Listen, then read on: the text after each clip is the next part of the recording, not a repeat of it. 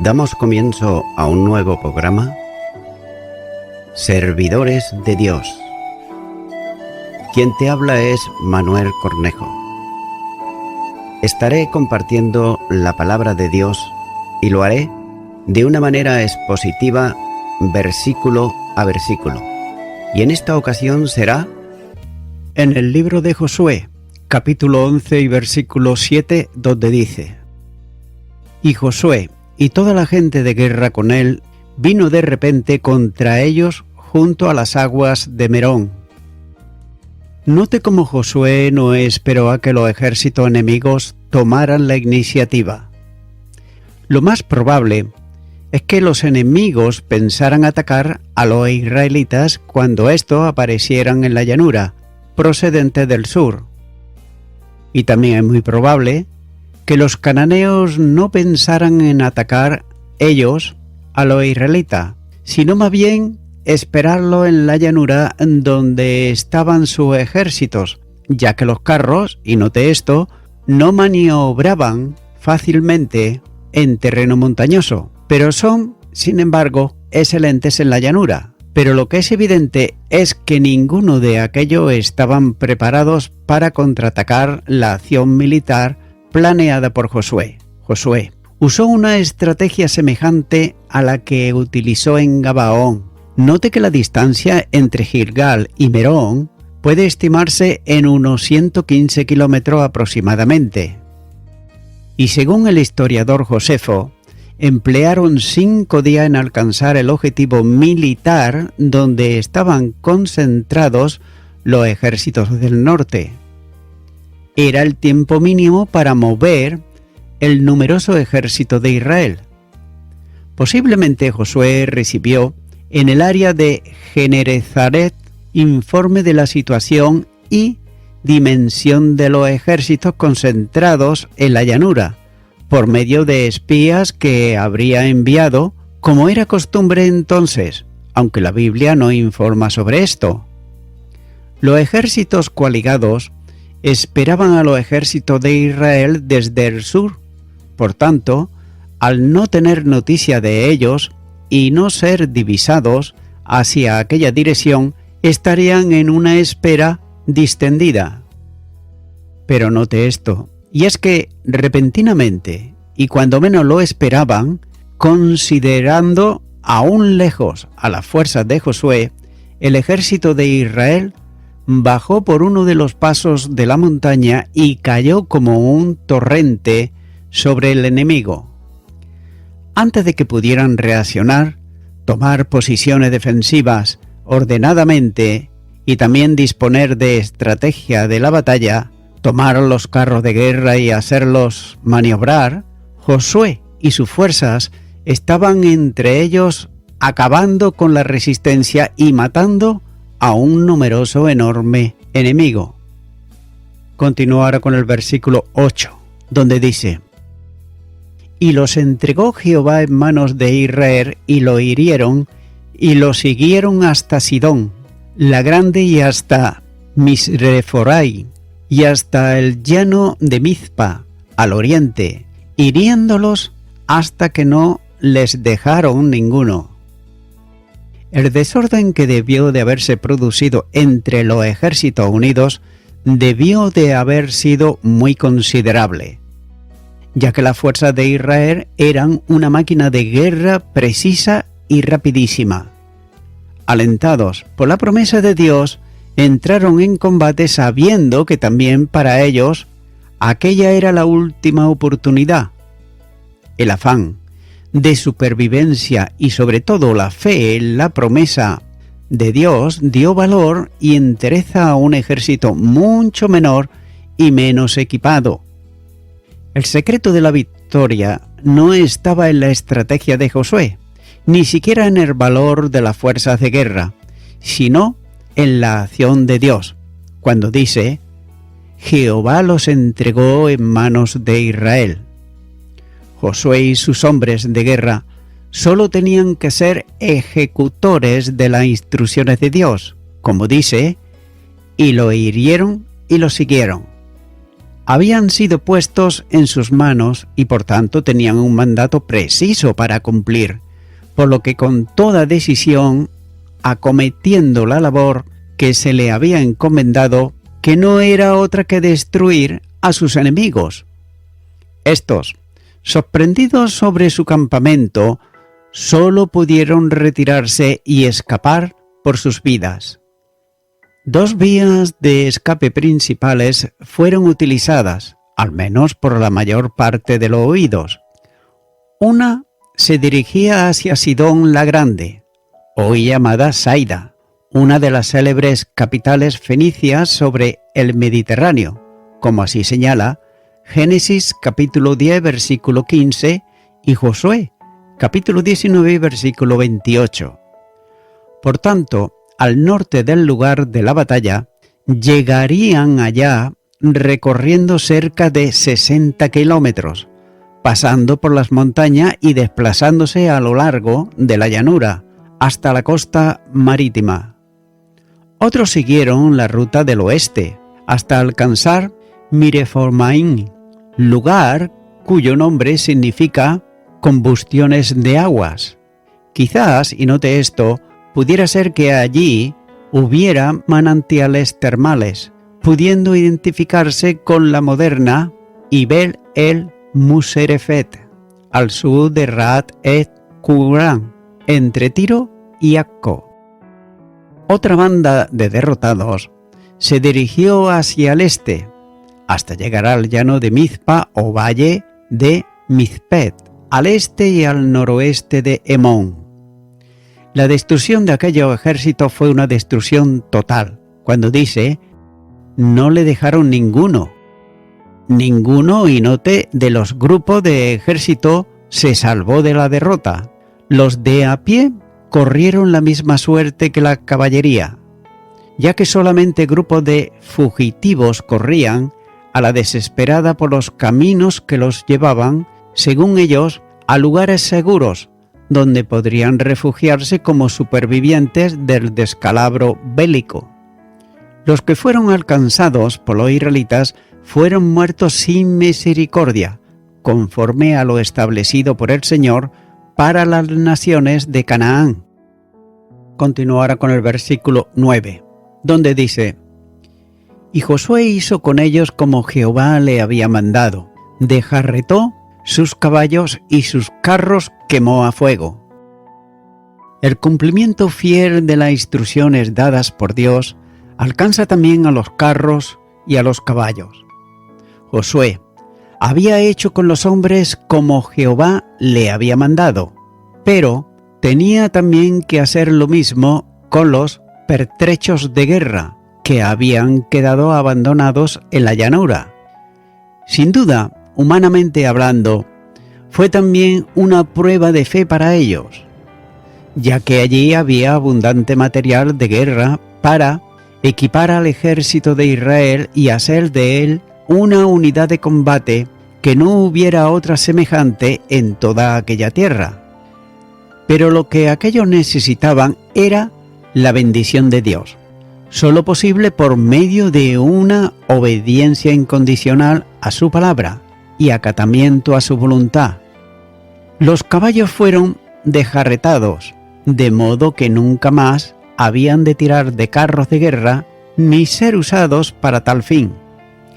Por otro lado, los carros de combate fueron quemados a fuego, haciéndolos inservibles tanto para Israel como para cualquier otro pueblo de la tierra. Y todo ello como Jehová había mandado. Dios quería evitar con ello que su pueblo tomase para sí los equipos de guerra y organizase un ejército que pusiera su confianza en sus pertrechos y no en el Señor. Y siglos más tarde, el lamento del profeta, el nombre del Señor sobre su pueblo, tenía que ver con esa confianza equivocada, cuando dice: «Ay de los que descienden a Egipto por ayuda, y confían en caballos, y su esperanza ponen en carros, porque son muchos, y en jinetes, porque son valientes, y no miran al Santo de Israel ni buscan a Jehová. Isaías capítulo 31 y versículo 1. La dependencia de Dios es la única fuerza eficaz para el creyente, ya que cuanto no haya en esa dirección será un total fracaso. La batalla es del Señor, por tanto será Él quien provea de fuerzas y de los recursos para sostenerla. Es el Señor, y es el poder de su fuerza en quien ha de confiarse. Los recursos de los hombres son recursos limitados, pero no así los de Dios. Él es el omnipotente, por tanto, cuanto el creyente necesita en el combate espiritual al que se está enfrentando, ha de provenir de parte de Dios. Ya que los enemigos del cristiano son tantos e innumerables como parecían los ejércitos de la coalición de Javín a los ojos de Israel, pero frente a estos poderosos enemigos está aquel que también tiene todo poder en el cielo y en la tierra, en cuyo nombre sus enemigos doblarán las rodillas derrotadas. Note lo que dice Filipenses, capítulo 2 y los versículos 9 al 11. Por lo cual Dios también le exaltó hasta lo sumo y le dio un nombre que es sobre todo nombre, para que en el nombre de Jesús se doble toda rodilla de los que están en los cielos, y en la tierra y debajo de la tierra, y toda lengua confiese que Jesucristo es el Señor, para gloria de Dios Padre. En razón de esa autoridad el creyente puede enfrentarse en la batalla seguro del éxito final. La bendición está en confiar solamente en Dios, sintiendo la fraqueza personal para que toda la gloria sea para aquel que es poderoso para guardar sin caída al creyente. Note lo que dice Judas, versículos 24 y 25, donde dice: y aquel que es poderoso para guardaros sin caída y presentaros sin mancha delante de su gloria con gran alegría. Al único y sabio Dios, nuestro Salvador, sea gloria y majestad, imperio y potencia, ahora y por todos los siglos. Amén. Continuará con los versículos 10 y 11, donde dice: y volviendo Josué tomó en el mismo tiempo a Azor, y mató a espada a su rey, pues Azor había sido antes cabeza de todos estos reinos, y mataron a espada todo cuanto en ella tenía vida, destruyendo por completo, sin quedar nada que respirase, y a Azor pusieron fuego. Javín había levantado la coalición contra Israel, por tanto era el primero de los reyes que fue muerto. No pensaba que sería posible derrotar a un ejército tan numeroso ni arrasar a un conjunto militar tan potente. Allí, sobre los campos, cientos de cadáveres de lo mejor de sus hombres de guerra mostraban la omnipotencia del Dios de Israel. No quedó otro recurso para el líder de la coalición que refugiarse en su ciudad. Y allí, al amparo de sus gruesos muros, se sentía él realmente reconfortado. Había perdido la guerra, pero sin embargo confiaba en no perder su vida. Mientras tanto, los israelitas estaban muy ocupados en los despojos de la batalla, en desjarretar a los caballos y en quemar los carros como para ocuparse de él, hasta este momento. Es por eso que esperaría el momento oportuno para huir hasta que todo quedase apaciguado y la acción preparada contra Israel fuera olvidada para deshacer su reino y su propia vida de alguna manera. Pero Josué iba a asentar el primer golpe sobre Azor y su rey. No esperó a otro día, ya que en el mismo día del combate fue capturada también la ciudad. Josué la quemó totalmente, como capital del reino que había organizado la coalición de reinos en contra de Israel, y, por tanto, la primera sobre la que debía de manifestarse el castigo establecido por Dios mismo contra aquellas naciones y sus gentes. El rey fue muerto a espada.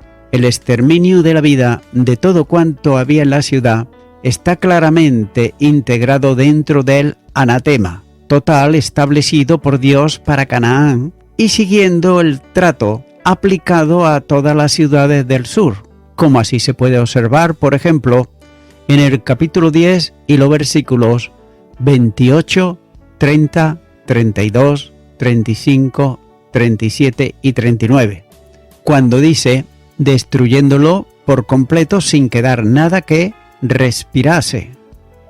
Continúa ahora con el versículo 12, donde dice, asimismo tomó Josué todas las ciudades de aquellos reyes y a todos los reyes de ellas, y los hirió a filo de espada, y los destruyó, como Moisés, siervo de Jehová, lo había mandado. Los demás reyes y sus ciudades que se habían empeñado en la guerra fueron cayendo una a una en manos de Josué. Todas ellas experimentaron el mismo comportamiento que había dado a Azor y a su rey. La aplicación del exterminio de todas ellas era mandado dado al pueblo de Israel por medio de Moisés y recogido en sus escrituras, como señala, por ejemplo, Números, capítulo 33, versículos 50 al 52, Deuteronomios, capítulo 7, versículo 2, capítulo 20 y los versículos 16 y 17. Es interesante notar que Dios no había dado instrucciones a Josué sobre las ciudades, sino sobre lo que debía de hacer con los ejércitos coaligados. Pero Josué no ignoraba lo que tenía que hacer. Dios había hablado por medio de Moisés y sus mandamientos estaban claramente recogidos en la ley. Josué, como buen conocedor de ella, tenía suficiente instrucción sobre las acciones contra las ciudades conquistadas y el pueblo que las habitaba. Note que la palabra era atendida y obedecida puntualmente. La obediencia corona victoriosamente toda esta etapa de la vida de Israel en la conquista de la tierra. Continúa ahora con el versículo 13, donde dice, pero a todas las ciudades que estaban sobre colinas no las quemó Israel, únicamente a Azor quemó Josué. No todas las ciudades del norte de Canaán fueron destruidas y quemadas por Josué. Las que estaban edificadas sobre alturas, salvo Azor, no fueron quemadas. Y surge aquí la pregunta sobre el porqué de esta actuación, especulándose bastante sobre ella, ya que algunos opinan que, tal vez, esas ciudades no habían tomado parte directa en la guerra. Otros, por otro lado, aportan otras razones, pero ¿hay alguna base bíblica que pueda ser tomada sobre todas ellas y que de algún modo responda a la pregunta? La lectura de Deuteronomios pudiera ser esta base. En uno de sus pasajes, cuando Moisés exhortaba al pueblo a que no se olviden de Dios, después de poseer la tierra, les dice, cuando Jehová tu Dios te haya introducido en la tierra que juró a tus padres, Abraham, Isaac y Jacob, que te daría en ciudades grandes y buenas que tú no edificates, y casas llenas de todo bien que tú no llenates, y cisternas cavadas que tú no cavates, viñas y olivares que tú no plantates, y luego que comas y te sacies, cuídate de no olvidarte de Jehová, que te sacó de la tierra de Egipto de casa de servidumbre. Deuteronomios capítulo 6 y los versículos 10 al 12. Claramente se habla de habitar ciudades y edificios bien construidos y comer de plantaciones que no habían sido trabajadas por ellos. Sin duda, En el propósito de Dios estaba dejar algunas poblaciones sin ser totalmente destruidas. Es posible que se le revelase a Josué que el anatema era solo sobre las personas y las vidas, pero no sobre las ciudades edificadas y sus contenidos, como había sido el caso, por ejemplo, de Ai. Cuando Israel se posesionaba de ellas, quedaba cumplida la palabra de Dios dada a través de los escritos de Moisés.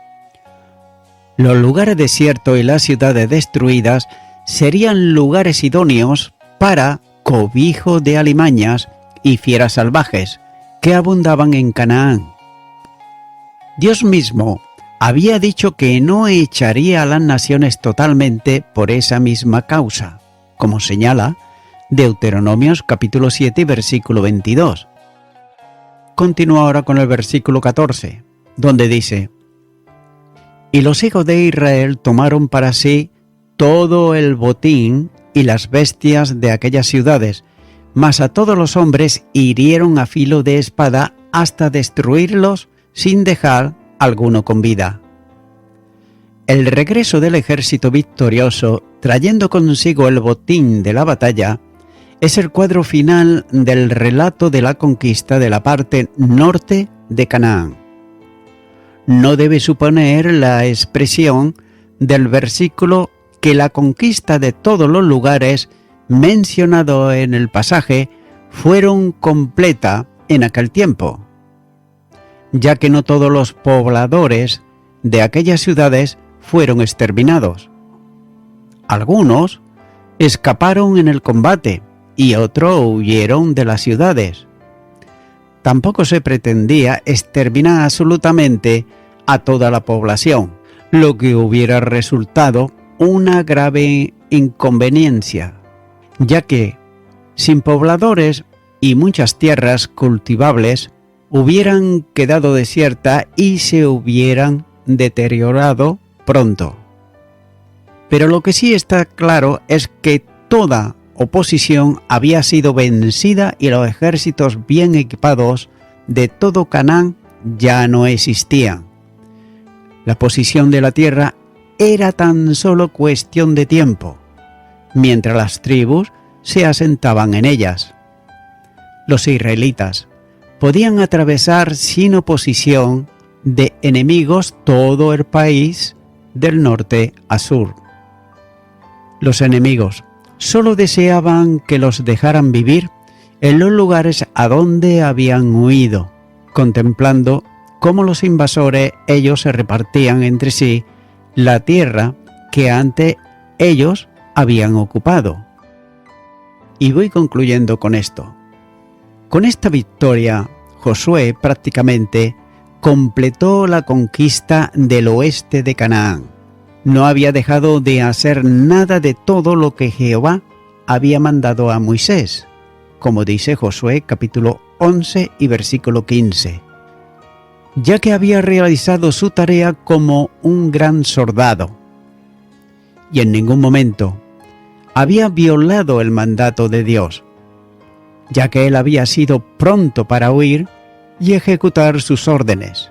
En una forma muy digna de ser señalada, había anticipado el papel del soldado cristiano, cuando dice, en 2 de Timoteo capítulo 2 y los versículos 3 al 5, Tú pues, sufre penalidades como buen soldado de Jesucristo.